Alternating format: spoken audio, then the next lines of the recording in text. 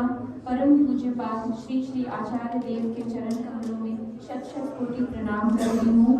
मेरे गुरुजन समस्त परिवार के जनों को समस्त कोटि प्रणाम करती हूँ। यहाँ सम्मिलित मेरे सभी ऋतिकदा माँ और सभी दादा भाइयों को मेरा जय गुरु और बहुत सारा प्रेम। सर्वप्रथम मैं आप सबका आभार व्यक्त करती हूँ कि आप सब जर्मनी के 6th एनुअल कॉन्ग्रेगेशन में सम्मिलित हुए। अभी आदित्यदा ने बहुत ही सुंदर शब्दों में बताया कि सत्संग क्या है, इनके सिद्धांत क्या है, हम डे टू डे लाइफ में क्या एक्टिविटी करते हैं और अपने गुरु से कैसे कनेक्ट करते हैं। मैं अपनी वाणी एक संस्कृत के बहुत ही सुंदर श्लोक से शुरू करना चाहती हूँ। गुरु ब्रह्मा गुरु विष्णु गुरुदेव महेश्वर गुरु साक्षात परम ब्रह्म तस्मै श्री गुरुवे नमः। हमारी भारतीय संस्कृति में गुरु को बहुत ही ऊंचा स्थान प्राप्त है। हम सब जानते हैं कि गुरु हमें हमारे जीवन की हर स्थिति में चाहिए, हमें वो सही राह दिखाते हैं। एक और वाणी है संत कबीर की जो मैं यहाँ बोलना चाहती हूँ। गुरु गोविंद दोनों खड़े काके लागू पाऊं, गुरुदेव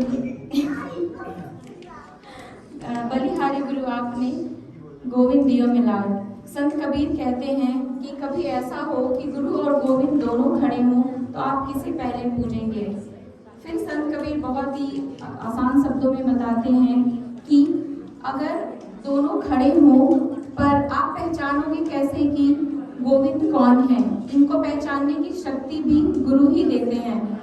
तो गुरु हमेशा सर्वप्रथम पूजनीय है।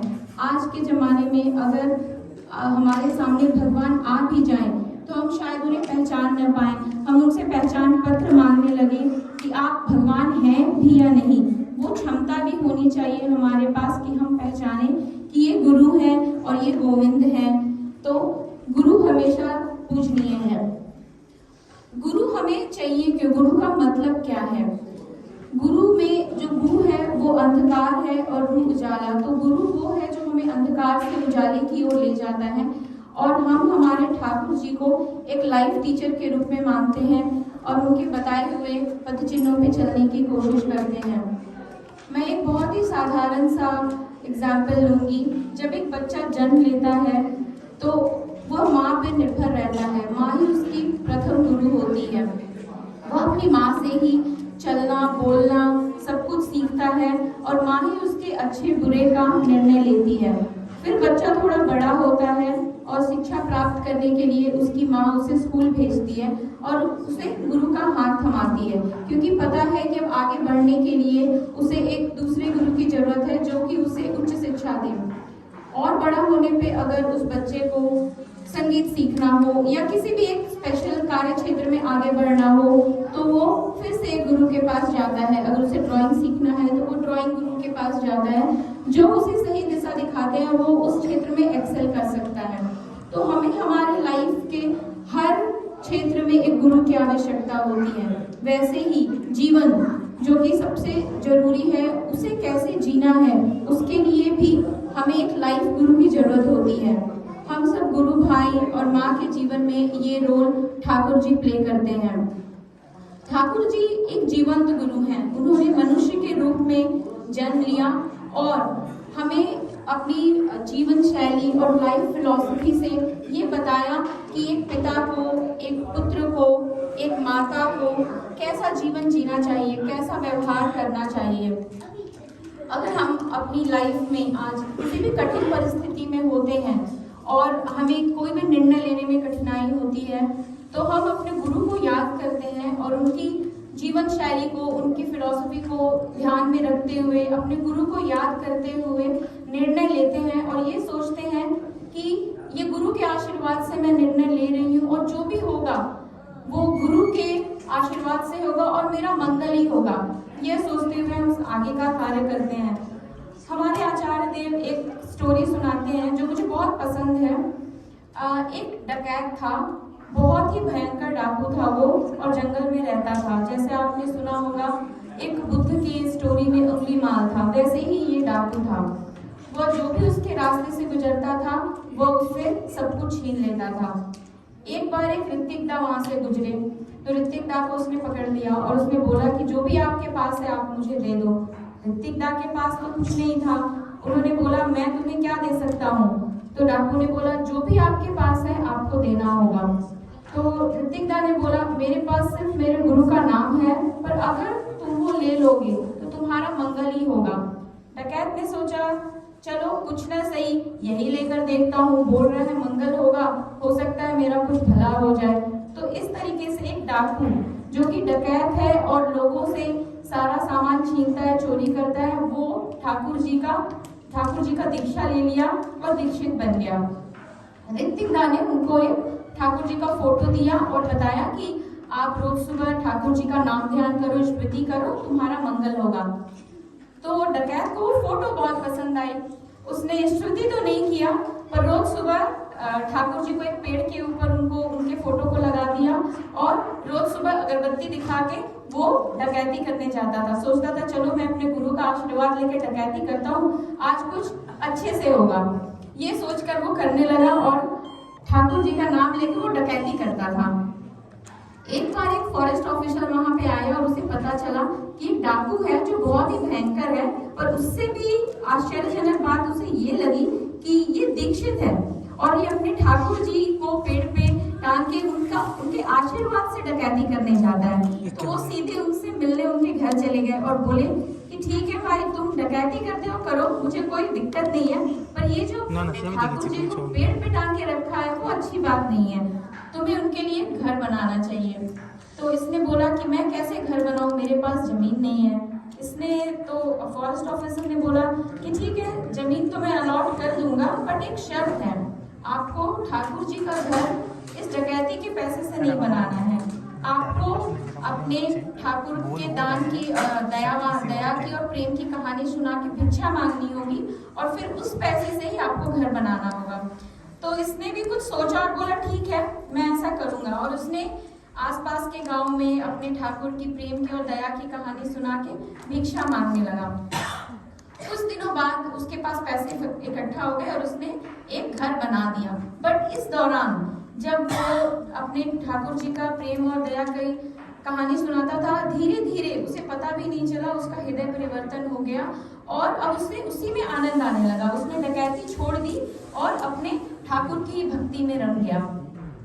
तो इस तरह नर उसके बिना कुछ किए ही जब ठाकुर जी को उसने पकड़ा और ठाकुर जी ने उनको पकड़ा, उन्होंने उसको छोड़ा नहीं और उसका उद्धार कर दिया, उसका मंगल हो गया। ये एक सत्य घटना है और ये हमारे ठाकुर जी आचार्य देव के पास भी जाते थे, जबकि वो कभी अंदर नहीं गए क्योंकि वो बोलते थे इस जन्म में ये संभव नहीं है, मैंने बहुत सारे पाप किए हैं, अगले जन्म में मैं जरूर अंदर आऊंगा। तो हम देखते हैं कि कैसे ठाकुर जी ने इस एक डाकू का उद्धार कर दिया और उसका जीवन परिवर्तित हो गया। तो हम भी अपने ठाकुर जी को पूरे समर्पण भाव से मानते हैं और उनको प्रेम करते हैं, पर प्रेम का अर्थ ये नहीं है कि बस बोल दिया कि मैं ठाकुर जी को प्रेम करती हूँ और मेरा उद्धार हो गया। प्रेम का मतलब है कि उनके जैसा बनने की कोशिश करना, उनके गुणों को अपने अंदर लाना, तभी हमें ठाकुरत्व प्यार प्राप्त होगा। मेरे गुरु की एक वाणी है, यश धन मान की इच्छा में मेरे पास आओगे तो ठगे जाओगे। हमें अपने अंदर खुद ही ठाकुरत्व लाना होगा। ये ठाकुरत्व कैसे आएगा? जब हम अपने गुरु के जैसा बनने की कोशिश करेंगे, धीरे धीरे हमारे अवगुण दूर होंगे और हम अपने ठाकुर जैसा बनने की कोशिश में एक बेटर वर्जन बनेंगे। इसी आज हम जब भी भगवान के पास या ठाकुर के पास या गुरु के पास जाते हैं तो हमारे मन में बहुत सारी इच्छाएं होती है कि मुझे गाड़ी चाहिए, मुझे बंगला चाहिए, मुझे अच्छी नौकरी चाहिए, पर नहीं, हमें गुरु के चरण पकड़ने चाहिए। हमें गुरु को प्रेम देना है और उनसे मांगना नहीं है। अगर जो भी हमारे लिए अच्छा होगा, अगर हम गुरु के पास जाते हैं, उनके चरण पकड़ते हैं, जो हमें चाहिए, जो हमारे लिए अच्छा है, वो हमें अपने आप ही मिल जाएगा। मुझे एक और कहानी याद आती है जो मुझे बहुत पसंद है। एक राजा थे जो बहुत खुश हुए और उन्होंने ऐलान किया कि कल जो भी मुझसे मांगेगा मेरे सभागार में उसको मिलेगा। तो अगले दिन एक लंबी कतार लग गई मांगने के लिए। बहुत सारे लोग धन मांग रहे थे, घर मांग रहे थे और जो प्रधान सेवक था, जो राजा को बहुत मानता था, वो एक कोने में खड़ा था। रानी ने देखा कि जो मेरा प्रधान सेवक है, जो मेरी इतनी सेवा करता है, हमारे सारे कार्य को करता है, वो कुछ भी नहीं मांग रहा है। तो उसने उसे बुलाया और बोला कि तुम भी कुछ मांगो। प्रधान सेवक ने बोला नहीं, मुझे कुछ नहीं चाहिए।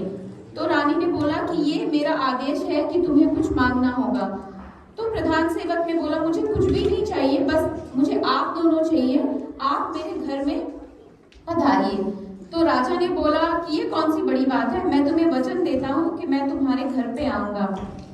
तो कुछ दिन बाद राजा ने अपने मंत्री को कहा कि मैंने प्रधान सेवक को वचन दिया है, उनके घर जाने का इंतजाम किया जाए। तो मंत्री ने बोला कि उसका घर नहीं है, वो तो एक झोपड़ी में रहता है गांव से बाहर, आप कैसे जाओगे? तो राजा ने बोला ऐसी क्या बात है, कोई बात नहीं, एक घर बनवा देते हैं। तो उसका घर भी बन गया। फिर बोला मंत्री को कि अब घर जाने का इंतजाम करो। तो मंत्री ने बोला कि वो जहाँ पर रहता है वो बिल्कुल गांव देहात है, वहाँ सड़कें भी नहीं है, आप जाओगे, आप रथ से जाओगे, हाथी घोड़े लेकर जाओगे, तो कैसे पहुंचोगे? तो राजा ने बोला ठीक है, एक सड़क भी बनवा देते हैं। तो सड़क भी बन गई। फिर राजा ने मंत्री को बोला कि अब हमें उसके घर मिलने जाना चाहिए। तो मंत्री ने बोला कि उसके यहाँ तो खाना पीने की सुविधा और खाना बनाने के लिए कोई भी नहीं है, आप कैसे जाओगे, वह आपका सेवा सत्कार नहीं कर पाएगा। तो राजा ने बोला ठीक है, उसकी शादी करवा देते हैं और फिर हम जाते हैं। इस तरीके से बिन मांगे प्रधान सेवक ने, जिसको वो गुरु और अपना मालिक समझता था, बिन मांगे ही उसे सब कुछ मिल गया और उसका उद्धार हो गया। तो सार यही है कि हमें मांगने की जरूरत नहीं है। अगर आप किसी को प्रेम से अपना मानते हो, उसके गुणों को अपनाते हो, तो जो भी आपको चाहिए वो आपको मिल जाएगा।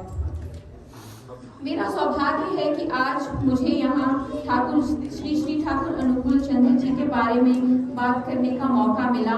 आप सबसे अनुरोध है कि अगर आपको सत्संग के बारे में या ठाकुर जी के बारे में कुछ भी जानने की इच्छा हो तो आप हमारे पास आ सकते हैं। आप सभी भी अपने जीवन में ठाकुर जी के गुणों को अपना सकते हैं और ठाकुरत्व अनुभव कर सकते हैं। मैं आप सबके मंगल की कामना ठाकुर जी के चरणों में करती हूँ और इसी के साथ अपनी वाणी को विराम देती हूँ। आप सभी को जय गुरु। जय गुरु।